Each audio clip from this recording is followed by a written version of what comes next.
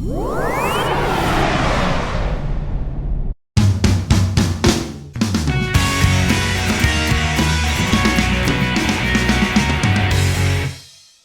everyone, this is Ritika Bajpayee and you are watching to Busynomics. Once again, welcome back to our channel and I just hope that all of you are staying healthy and safe at your homes. So for the students who are preparing for the EPFO and other competitive exams, we have started a series of industrial law, and in the last video we have discussed about the Equal Remuneration Act, and today we are here with a very new topic and very important from exam point of view, that is Minimum Wages Act 1948. So let's start. So before dealing with the sections, let's understand that what is minimum wage. Okay, as you can understand with the word minimum wage means ऐसा minimum rate of veg जो हर एक employer को अपने employ को provide करना पड़ेगा. Means for example, अगर आप क्लैरिकल पोस्ट के लिए कोई किसी पर्सन को एम्प्लॉयड कर रहे हो किसी सीमेंट इंडस्ट्री में फॉर एग्जांपल, और सीमेंट इंडस्ट्री में किसी भी क्लैरिकल पोस्ट में minimum salary is 7,000. So here the minimum wage is 7,000. No employer in any of the cement industry can employ any worker below the rupees 7,000. Got it? So the next is objective of the act. अब minimum wages act को लाने का objective क्या था? जैसे मैंने example बताया कि कोई भी एम्प्लॉयर अब 7,000 रुपीज से कम में किसी भी क्लर्क को अपॉइंट नहीं कर पाएगा सीमेंट इंडस्ट्री में. यही minimum rate of wage fix करने के लिए, एम्प्लॉयज को ये गारंटी देने के लिए कि हाँ आपको इतना मिनिमम वेज मिलेगा इस एस्टैब्लिशमेंट में, जिससे कि एम्प्लॉयर्स एक्सप्लॉयटेशन ना कर पाए एम्प्लॉयज का. ओके, इसलिए मिनिमम वेजेस एक्ट को एस्टैब्लिश किया गया था. So the section 1 subsection 1 is about the short title. The short title of this act is Minimum Wages Act 1948. Next is section 1 subsection 2, that is extend. So Minimum Wages Act extends to whole of India including the state of Jammu and Kashmir. पूरे ही India में ये act applicable है including Jammu and Kashmir. Next is definition of adult. So section 2 subsection A के according कोई भी person जिसने 14 years of as complete कर लिए हैं बट 18 ईयर्स कंप्लीट नहीं किए हैं, means he is between the 14 and 18, will come under the category of adolescent. Okay, but remember here the person must have completed the 14 years of age but not completed 18 year. Okay, 14 complete कर चुका है but 18 complete नहीं की है, then only he will be called adolescent. Next, section 2AA के according adult means any person who has completed 18 years of age. कोई भी person जिसने 18 years of age complete कर ली है उसे adult की कैटेगरी में रखा गया है. अब child की definition पहले डिस्कस करते हैं. सेक्शन 2BB के अकॉर्डिंग कोई भी पर्सन जिसकी एज 14 ईयर्स से कम है उसे चाइल्ड की कैटेगरी में रखा गया है. तो चाइल्ड, एडोलसेंट और एडल्ट, इन तीनों टर्म्स के डेफिनेशन बहुत इंपॉर्टेंट है. सो चाइल्ड मीन्स एनी पर्सन जिसकी एज 14 ईयर से कम है. ओके, तो सबसे पहले चाइल्ड जो 14 ईयर से कम है, उसके बाद एडोलसेंट 14 कंप्लीट कर ली बट 18 कंप्लीट नहीं है. नेक्स्ट, जिसने 18 भी कंप्लीट कर ली उसे एडल्ट की कैटेगरी में रखा गया है. अब बात करते हैं एप्रोप्रिएट गवर्नमेंट की. Okay, so section 2 subsection B के अकॉर्डिंग एप्रोप्रिएट गवर्नमेंट, हमने लास्ट एक्ट में भी पढ़ा था इक्वल रेम्यूनरेशन एक्ट में, या तो सेंट्रल गवर्नमेंट होगी एप्रोप्रिएट गवर्नमेंट किसी स्टैब्लिशमेंट के लिए, या फिर स्टेट गवर्नमेंट होगी. एप्रोप्रिएट गवर्नमेंट का मतलब यहाँ से यही है, या तो सेंट्रल गवर्नमेंट या स्टेट गवर्नमेंट. अब बात आती है कि सेंट्रल गवर्नमेंट कहाँ पे एप्रोप्रिएट गवर्नमेंट होगी और स्टेट गवर्नमेंट कहाँ पर एप्रोप्रिएट गवर्नमेंट है. तो सेंट्रल गवर्नमेंट के अंडर को वर्क करने वाले शेड्यूल्ड एम्प्लॉयमेंट्स के लिए सेंट्रल गवर्नमेंट आपकी एप्रोप्रिएट गवर्नमेंट होगी. ओके, सेंट्रल गवर्नमेंट या रेलवे एडमिनिस्ट्रेशन के अंदर भी कोई एम्प्लॉयमेंट अगर वर्क कर रहा है तो उसे भी उस शेड्यूल्ड एम्प्लॉयमेंट के लिए भी एप्रोप्रिएट गवर्नमेंट सेंट्रल गवर्नमेंट है. नेक्स्ट, कोई भी माइन, ऑयल फील्ड या मेजर पोर्ट, मैंने बताया था पोर्ट्स दो टाइप के हैं, इंडिया में डिवाइड किया गया है दो कैटेगरीज में, major and minor port. So major ports के लिए हमेशा appropriate government will be central government. और कोई भी कॉरपोरेशन जो सेंट्रल एक्ट के अंडर में इस्टेब्लिश हुई है उसके लिए एप्रोप्रिएट गवर्नमेंट सेंट्रल गवर्नमेंट होगी. क्लियर। नेक्स्ट, इन जो भी इस्टेब्लिशमेंट दिए हैं सेंट्रल गवर्नमेंट के लिए, सेंट्रल गवर्नमेंट जहाँ के लिए अप्रोप्रिएट गवर्नमेंट है, उसके अलावा जितने भी इस्टेब्लिशमेंट हैं उन सब के लिए स्टेट गवर्नमेंट अप्रोप्रिएट गवर्नमेंट होगी, राइट। नेक्स्ट, कॉम्पिटेंट अथॉरिटी, तो अप्रोप्रिएट गवर्नमेंट जो भी अथॉरिटी अपॉइंट करेगी उसे सेक्शन 2 सबसेक्शन सी में कॉम्पिटेंट अथॉरिटी कहा गया है। So the next is definition of employer. तो सेक्शन 2E में एम्प्लॉयर की डेफिनेशन दी हुई है। मैंने अंडरस्टैंडिंग के लिए इसे 5 पॉइंट्स में डिवाइड कर दिया है। तो सबसे पहला पॉइंट है कि कोई भी पर्सन जो शेड्यूल्ड एम्प्लॉयमेंट में एक या एक से ज़्यादा लोगों को एम्प्लॉय कर रहा है, आइदर डायरेक्टली और through other person. Directly means या तो खुद एम्प्लॉयमेंट कर रहा है या किसी और पर्सन से, कॉन्ट्रैक्टर के थ्रू या किसी एजेंसी के थ्रू एम्प्लॉयमेंट कर रहा है, उसे हम एम्प्लॉयर कहेंगे। Next, manager of the factory will be known as employer. Next, कोई भी पर्सन जो कि गवर्नमेंट के थ्रू अपॉइंट होगा, किसी शेड्यूल्ड, कोई भी शेड्यूल्ड एम्प्लॉयमेंट अगर गवर्नमेंट के कंट्रोल पे वर्क कर रहा है, गवर्नमेंट का कंट्रोल है शेड्यूल्ड एम्प्लॉयमेंट पे, तो कोई भी पर्सन जिसे गवर्नमेंट एम्प्लॉय करेगी, he will be act as the employer, the person appointed by the government. और इन केस गवर्नमेंट ने कोई भी पर्सन अपॉइंट नहीं किया है, then HOD will be known as the employer, means the head of department will known as employer. अब कोई भी लोकल अथॉरिटी अगर कोई शेड्यूल्ड एम्प्लॉयमेंट रन कर रही है, तो उस लोकल अथॉरिटी का जो चीफ एग्जीक्यूटिव ऑफिसर होगा, that is CEO, he will be known as employer. And the last is, किसी अदर केसेस में जो भी ऊपर केसेस दिए हैं, लोकल अथॉरिटी है या गवर्नमेंट है, उसके अलावा कोई शेड्यूल्ड एम्प्लॉयमेंट अगर रन कर रहा है, तो the one who is responsible to the owner will be known as the employer. Next है section 2 subsection G, it deals with the scheduled employment. So हमने जब एम्प्लॉयर की बात की तो ये डिस्कस किया कि कोई भी पर्सन जो शेड्यूल्ड एम्प्लॉयमेंट में एम्प्लॉय करेगा वो एम्प्लॉयर होगा। तो अब शेड्यूल्ड एम्प्लॉयमेंट क्या होता है basically? So minimum wages act 1948 के अकॉर्डिंग एक स्पेसिफिक शेड्यूल प्रोवाइड किया गया है। इस शेड्यूल के 2 पार्ट्स हैं, ओके, पार्ट 1 एंड पार्ट 2। अब इन पार्ट्स में जितने भी इस्टेब्लिशमेंट मेंशन हैं उनको शेड्यूल्ड एम्प्लॉयमेंट कहा गया है इस पर्टिकुलर एक्ट के लिए, ओके। तो पार्ट 1 में अप्रॉक्स 28 इस्टेब्लिशमेंट्स हैं जो ओरिजिनली जब एक्ट आया था 1948 में, it was originally only 12 establishments were there, but now there are approx 28 establishment। और पार्ट 2 में सिर्फ एक establishment है जिसे एग्रीकल्चर इसका नाम है, okay. So next is definition of wages. Section 2 subsection H के अकॉर्डिंग वो सारे ही रेम्यूनरेशन जिसे हम मनी के टर्म्स में एक्सप्रेस कर सकते हैं उसको हम वेजेस कहेंगे। और वेजेस को और डिफाइन करने के लिए और पर्टिकुलर जाने के लिए सैलरी के डिफरेंट कंपोनेंट्स में से 2 कंपोनेंट्स हैं जिन्हें हम वेजेस की डेफिनेशन में कंसीडर करेंगे। The first one is basic and the other is house rent allowance. Basic और हाउस रेंट अलाउंस को हम वेजेस की डेफिनेशन के लिए कंसीडर कर रहे हैं मिनिमम वेजेस एक्ट में। इसके अलावा जितने भी कंपोनेंट्स हैं सैलरी के वो एक्सक्लूडेड हैं। रिमेंबर, क्वेश्चन कभी कभी ऐसे आता है, बहुत सारे कंपोनेंट्स दे दिए जाते हैं और ये पूछ लिया जाता है कि इसमें से कौन सा कंपोनेंट है जो वेजेस की डेफिनेशन में इंक्लूड है मिनिमम वेजेस एक्ट के अकॉर्डिंग। तो आपको बस इतना याद रखना है कि basic wage plus house rent allowance को इंक्लूड किया गया है, बाकी सारे ही कंपोनेंट्स को एक्सक्लूड किया गया है, चाहे वो DA हो, वो HRA हो, वो मेडिकल बेनिफिट हो, सारे ही बेनिफिट्स और अलाउंसेस को exclude किया गया है। So only basic plus house rent allowance will be considered for the definition of wages in the minimum wages act 1942. So the next is section 3 fixation of minimum rate of wages।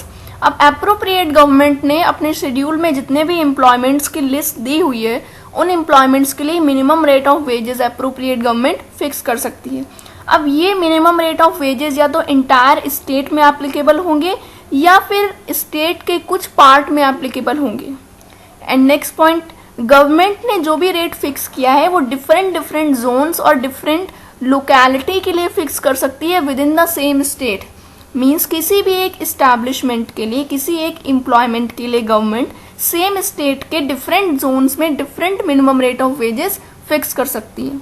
And the last, अगर किसी भी state में एक particular employment के 1000 से कम workers हैं तो government उस एम्प्लॉयमेंट के लिए उस स्टेट में कोई भी minimum rate of wages fix नहीं करेगी, may fix and may not fix. But जैसे ही गवर्नमेंट को पता चलता है कि 1000 एम्प्लॉय से एक भी एम्प्लॉय ज़्यादा हो गया है, गवर्नमेंट तुरंत उस स्टेट की एम्प्लॉयमेंट के लिए minimum rate of wage fix कर देगी।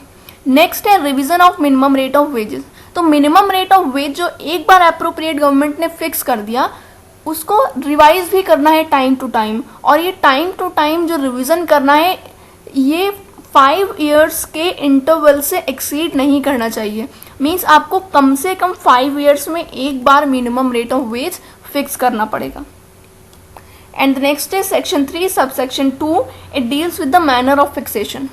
तो अब जो मिनिमम रेट फिक्स करना है, मिनिमम रेट ऑफ वेज, ये गवर्नमेंट किस तरह से फिक्स कर सकती है। या तो गवर्नमेंट टाइम वर्क के बेसिस पे फिक्स करेगी, या तो पीस वर्क के बेसिस पे, या फिर ओवर टाइम वर्क के बेसिस पे। अब टाइम वर्क का बेसिस है कि किसी एक दिन के लिए 100 रुपीज़ पर डे गवर्नमेंट ने मिनिमम टाइम रेट फिक्स कर दिया, और एक दिन में 8 आवर्स वर्कर को वर्क करना है। पर डे का 100 रुपीज़ मिनिमम टाइम रेट हो गया जिसमें कि 8 आवर वर्क करना है। अब सेकेंड पीस रेट की बात करें तो पीस रेट पर piece for example 20 rupees minimum piece rate government ने सेट कर दिया। अब मिनिमम पीस रेट के साथ में एक गारंटीड टाइम रेट भी गवर्नमेंट ऐड कर सकती है। गारंटीड टाइम रेट का मतलब जैसे कि हमने ऊपर पढ़ा टाइम वर्क में मिनिमम टाइम रेट, ऐसे ही पीस वर्क में मिनिमम पीस रेट या गारंटीड टाइम रेट कोई भी फिक्स कर सकती है। Guaranteed time rate means per day के लिए 100 रुपीज़ या 50 रुपीज़ फिक्स कर दिया। तो मिनिमम पीस रेट अगर 20 रुपीज़ है तो वर्कर 2 पीसेस अगर बनाता है तो उसको 40 रुपीज़ मिलेंगे, और गारंटीड टाइम रेट अगर 50 रुपीज़ है तो पर डे का उसको 50 रुपीज़ मिलेगा। ओके, सो यहाँ पे बेनिफिट क्या है कि अगर वर्कर 1 पीस भी प्रोड्यूस करता है एक दिन में तो उसको 50 रुपीज़ गारंटीड टाइम रेट के मिलेंगे, और अगर ज़्यादा पीस प्रोड्यूस करता है, सपोज उसने 3 पीस प्रोड्यूस किए तो 20 पीस पर पीस के अकॉर्डिंग उसको 60 रुपीज़ मिलेंगे, जो कि वर्कर के लिए प्रॉफिटेबल होगा। और जब हम ओवर टाइम वर्क की बात करते हैं तो अगर वर्कर ओवर टाइम बेसिस पे वर्क कर रहा है, एक्स्ट्रा वर्क कर रहा है अपने एम्प्लॉयमेंट में, तो गवर्नमेंट टाइम रेट या पीस रेट किसी भी रेट के बेस में बेस पे एक ओवर टाइम रेट फिक्स कर सकती है। ओके, नेक्स्ट है डिफरेंट रेट ऑफ वेजेस। तो डिफरेंट रेट ऑफ वेजेस जो गवर्नमेंट फिक्स कर रही है, हमने सेक्शन 3 के स्टार्ट में पढ़ा था तो कि डिफरेंट लोकेलिटीज़ के लिए और डिफरेंट जोन के लिए अलग अलग रेट फिक्स कर सकती है। तो government actually adult, adolescent, children और अप्रेंटिस के बेसिस पे भी different minimum rate of wages fix कर सकती है। नेक्स्ट, गवर्नमेंट शेड्यूल्ड एम्प्लॉयज़ के लिए different rate of wages fix कर सकती है। For the employees working with the same scheduled employment, workers के डिफरेंट क्लास के लिए different minimum rate of wage fix कर सकती है। यहाँ पे क्लास ऑफ वर्कर्स से मतलब है unskilled, semi skilled and the skilled labour.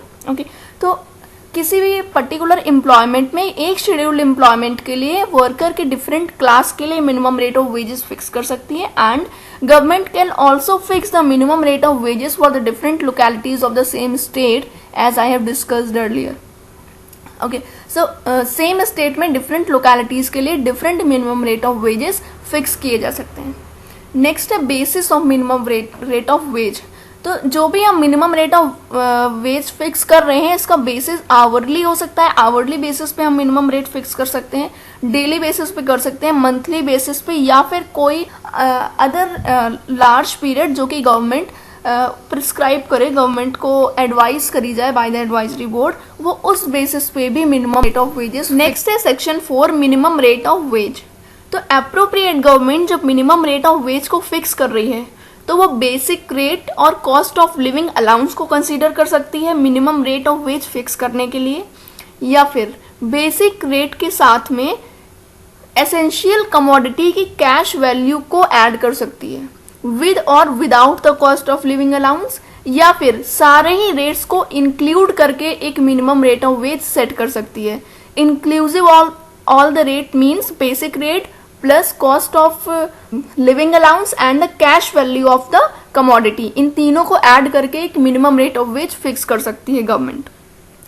Next है procedure for fixing the on and revising the minimum rate of wage. तो सेक्शन 5 के अकॉर्डिंग गवर्नमेंट कमिटी मेथड या नोटिफिकेशन मेथड, दो मेथड्स का use कर सकती है मिनिमम रेट को फिक्स और रिवाइज करने के लिए।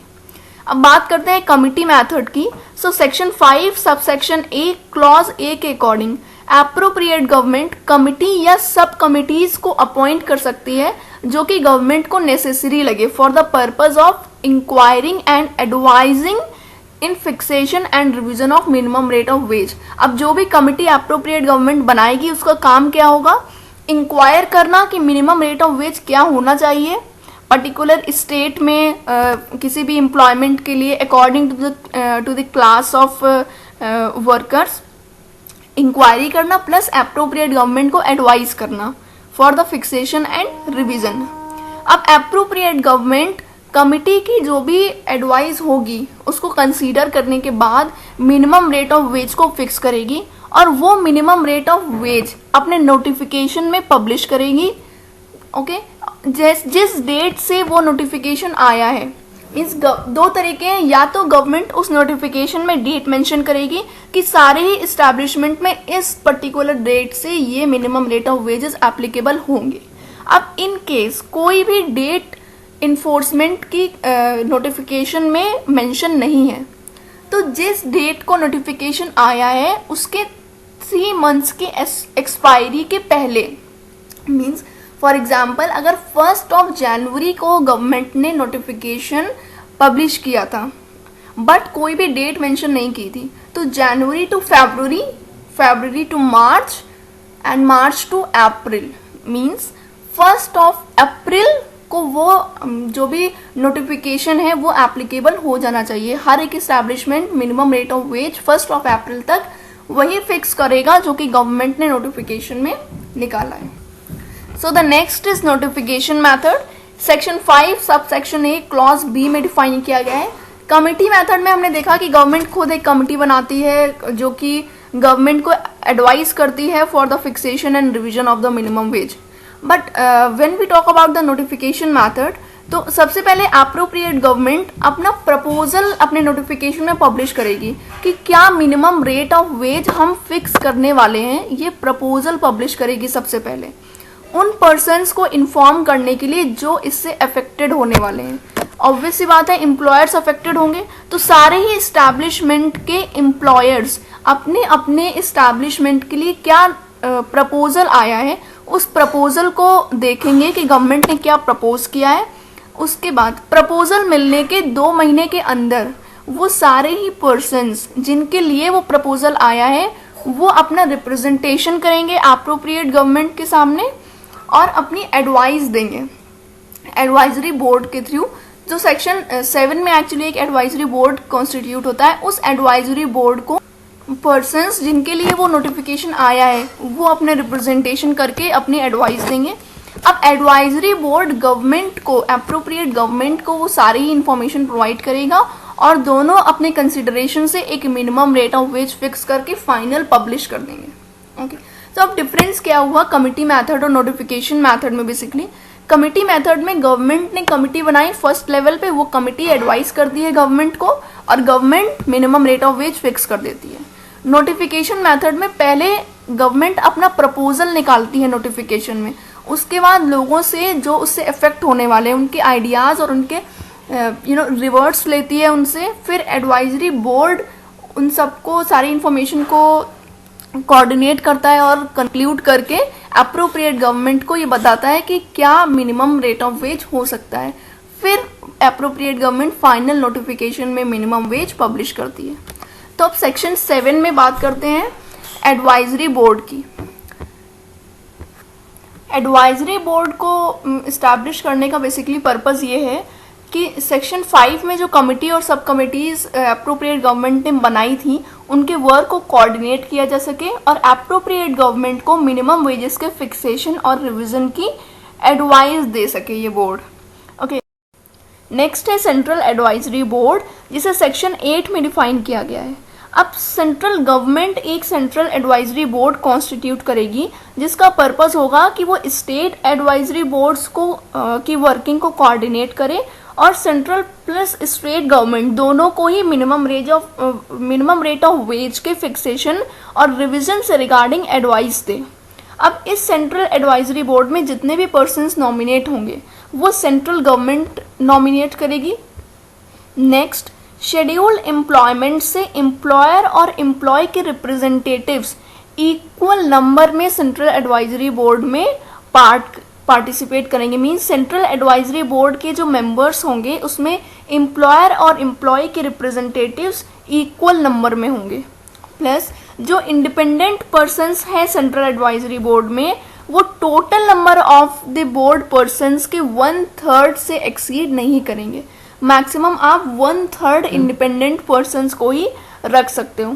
फॉर एग्जाम्पल, अगर सेंट्रल एडवाइजरी बोर्ड के टोटल नंबर ऑफ मेंबर्स 9 हैं तो 9 का 1/3 मीन्स 3 पर्सन्स, तो इंडिपेंडेंट पर्सन 3 से एक्सीड नहीं कर सकेंगे उस केस में।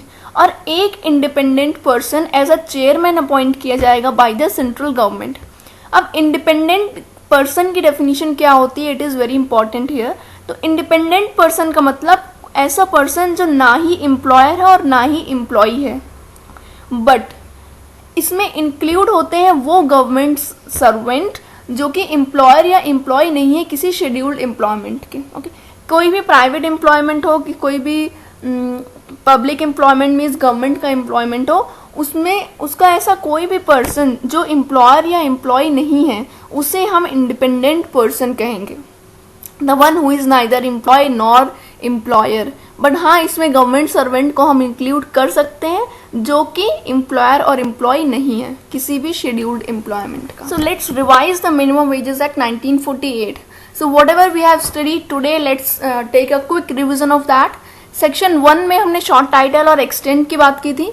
Section 1 subsection 1 deals with the short title, that is Minimum Wages Act 1948, extends to the whole of India including the state of Jammu and Kashmir. हम commencement की बात करें तो Minimum Wages Act 15th of March 1948 से commence हुआ था. Section 2 subsection A में adolescent की definition देखी थी हमने, means the one who has completed 14 years of age but not completed 18 years of age. Next was adult, the one who has completed 18 years of age, means the one who is 18 plus. Appropriate government में हमने state government के establishments और central government के establishment के बारे में बात की थी. Section 2BB deals with the child. Definition of child means the one who has not completed 14 years of age, जिसने 14 साल अभी एज कंप्लीट नहीं की है उसे चाइल्ड की कैटेगरी में रखा गया है मिनिमम वेजेस एक्ट में. Section 2 subsection C was about the competent authority. Next was section 2 subsection E, employer. 2G deal with the scheduled employment. Basically दो पार्ट्स में डिवाइड किया गया है एम्प्लॉयमेंट्स को. पार्ट 1 में अप्रॉक्स 28 इस्टेब्लिशमेंट्स हैं और पार्ट 2 में सिर्फ एग्रीकल्चर को रखा गया है. Section 2 subsection H deals with the wages. Wages की डेफिनेशन के लिए हम वो सारे ही रेम्यूनरेशन को कंसीडर करेंगे जो कि कैश में पे किया गया है, and basic plus house rent allowance को ही हम इसमें कंसीडर करेंगे. बाकी सारे सैलरी के कंपोनेंट्स इससे एक्सक्लूड हैं. वेजेस की डेफिनेशन में सिर्फ basic wage plus house rent allowance add होगा. नेक्स्ट था सेक्शन 3 जिसमें हमने मिनिमम रेट ऑफ वेजेस के फिक्सेशन, उसके रिविजन और डिफरेंट रेट्स के बारे में डिस्कस किया था. Section 4 was about the minimum rate of wages जिसमें हम basic rate plus cost of living allowance and cash value of the essential commodities, इन सब का एक कॉम्बिनेशन बना रहे थे बेसिक रेट के साथ, प्लस इन सबको इंक्लूड करके एक नया रेट भी गवर्नमेंट इंट्रोड्यूस कर सकती है. Next was section 5 procedure for fixing and revision of the minimum veg. इसके लिए हमने कमिटी मेथड और नोटिफिकेशन मेथड के बारे में डिस्कस किया था. And the last was section 7 and section 8 advisory board and central advisory board. So this was all about the Minimum Wages Act 1948 part 1. Yes, it is part 1 only because the act is quite lengthy, so I have divided this into 2 parts, and in the upcoming section I'll cover rest of the sections. So stay tuned for the upcoming video, and till then don't forget to like, subscribe.